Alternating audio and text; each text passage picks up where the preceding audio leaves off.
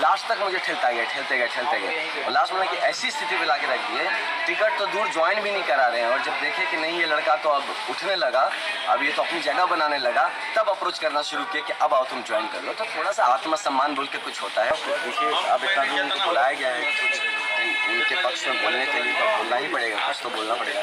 But उनको भी पता है मैं क्या हूँ, अच्छे से जानते हैं, वो बहुत करीब से जानते हैं कि मैं किसी का एजेंसी मतलब नहीं ले पाऊंगा, मुझसे नहीं होगा।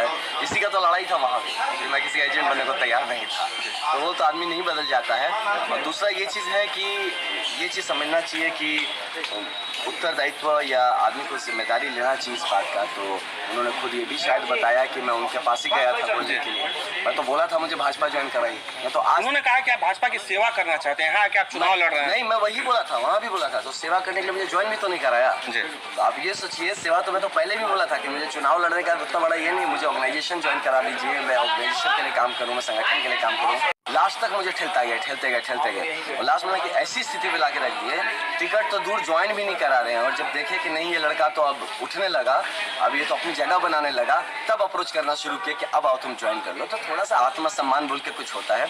अब मैं चाहता हूँ भाजपा बहुत बड़ी पार्टी है, तो इसको इतना रिस्पेक्ट किया जाए कि इंसान अपने आत्मसम्मान के साथ जी सके। मैं नेगेटिव आदमी नहीं हूँ, मैं किसी पे नेगेटिविटी नहीं फैलाता हूँ। हम अपनी ताकत पे लड़ते हैं और ये अच्छी बात है कि उन्होंने बहुत सारी चीज़ें वो मान के गए, बता के गए। और मुझे कहीं ना कहीं लगा कि वो हमारे लिए स्टार प्रचारक बन गया है। आपके ऊपर आरोप लगा कि आप तेजस्वी से लालू यादव से दिन में फोन टेलीफोनिक बात करते हैं, फोन की जांच होनी चाहिए। देखिए वो भी मुख्यमंत्री हैं, यहाँ पूरा होम डिपार्टमेंट है, क्यों नहीं जांच करते हैं? मेरा परमिशन चाहिए तो मैं लिख के दे दूँ कि you can bring my CDR, करा लीजिए कि हम कितनी बार बात किए हैं। हमको तो ये डर लगता है कि जो इनके प्रत्याशी उनको ना डर लग जाए, ये मेरा CDR देखिए कि भाई जो उनके साथ घूम रहे हो तो रोज मेरे से बात कर रहे हैं।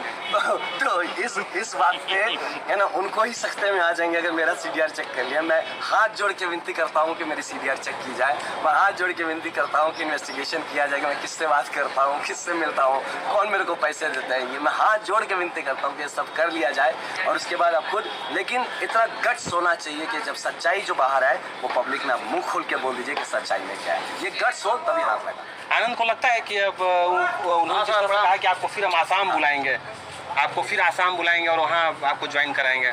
नहीं, मेरे बिना चल नहीं रहा, ये तो गलत बात है ना। ऐसा थोड़ी, इतने अच्छे अफसर चला लेंगे। तो उनको भी थोड़ा सा मोहलत दिया जाए, सबको थोड़ा सा उत्साह दिया जाए, तो अच्छे ऑफिसर से वहाँ पर चला लेंगे। मैं अपने घर आया हूँ, मैं अपने गाँव आया हूँ और मुझे नहीं लगता कि हमारी जो जनता है यहाँ पे, हमारे जो लोग हैं वो उनको भी उनका बेटा वापस मिला है, तो ये क्यों जाने देंगे, है ना। और प्लस कोई भेड़ बकरी तो है नहीं लगे उठाए बुद्धि में टांगे लेके चल दिए, ऐसा नहीं है ना। आनंद की लड़ाई किस पार्टी से है?